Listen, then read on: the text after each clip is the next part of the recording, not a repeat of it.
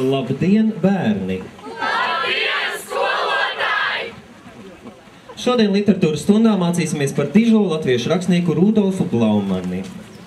Rakstam! Rudolfs Blaumans piedzima 1863. gada 1. janvārī Ērgļu mužnieku tranzēja kalpu mājā, pavadīja tur pirmo 4 mēnešus. Nē, nevar. Tēvs bijis muižas pavārs, māte istabene. Par viņa mājām uz visu turpmāko dzīvi kļuva rentes mājas braki. Starp citu netālu. Rakstniekam nekad mūžā nav bijis sava dzīvokļa. Starp citu, bērni, vai jūs atceraties, ka rīt mums ir liela diena? Nē, lieldienas bija jau kaut kad atpakaļ.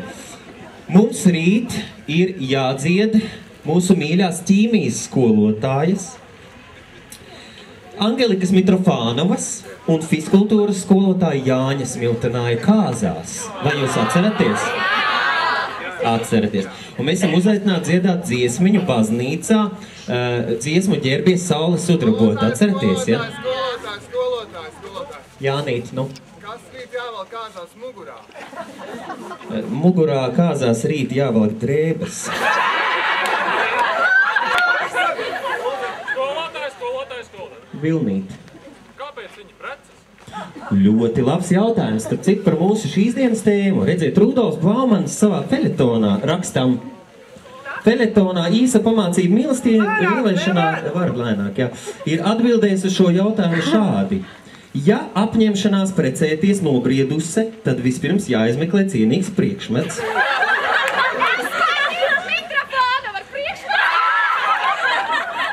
Vai pareizāk sakot, kāda persona, kungi šim nolūkam izraugās dāmas, un tāpat tas notiek otrādi. Nu, mūsdienās notiek arī savādāk nedaudz, bet no tas tā.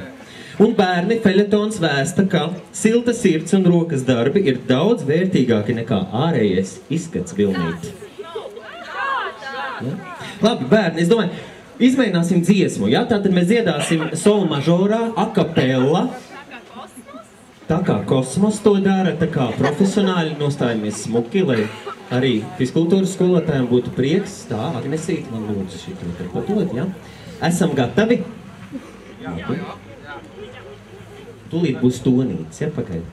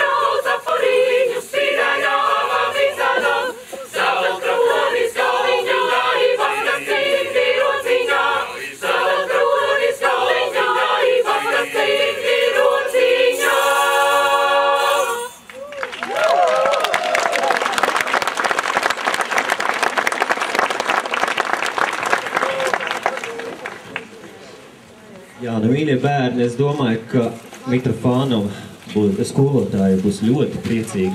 Tiešām tik skaisti. Gintiņi, jā. Vai viņi arī puķojās? Gintiņi, nu jā, bučojās. Bet kā saka Rudolfs Blaumans, ja vīrietis sajūt, ka skūps netiktu atraidīts, viņš labo roku apliek ap mīļotās viduci, satver viņas abas rokas un ar labi nomērķētu galvas pakustinājumu tuvojas skūpstomām lūpām. Pie tam ir jāizmiedz abas acis. Meitenes, dārgās meitenes, pilsētnieku skūpstam jābūt bez trokšņa. Uz laukiem parastas ir diktas un plakšķošas bučas. Nu, Kārlīt. Piedod, bērniņ. Jautrīt. Vai jūs pat ziniet, ka šodien ir vēlēšanas? Jā, es zinu, ka šodien ir vēlēšanas, bet Rudolfs Blāmans uz to atbild šādi. Katrā ziņā jāizvairās no politiskiem un ticības tematiem, Kārlīt. Saprati? Skoloties. Ko? Kāpēc mēs dziedam to Gerbes saules sudrabots? Jevgenija, es nesapratu vēlreiz. Vari pateikt jautājumu?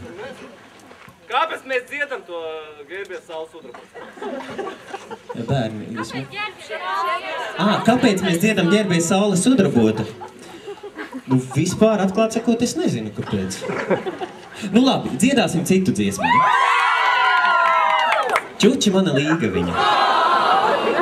Jā, bet, nu, nevis tā kā Jurija un Andrejs tur iecerēs labemolu mažorā, bet dziedāsim solbemolu mažorā, lai mūsu mazās tenoru balstiņas vēl pēc lūšanas, vai ne, jūs tur var tik augstu nevajag, ja? Nu, tad mēģināsim šito nodziedāt, ja?